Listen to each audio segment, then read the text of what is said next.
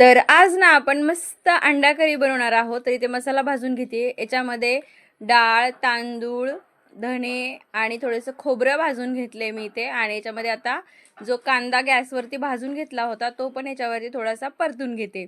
आता मस्त मसाला काळा कुट्ट भाजायचा आणि याच्यामध्ये एक टोमॅटो सुद्धा टाकलेला आहे मी. आणि आता फोडणी मारून घेऊया.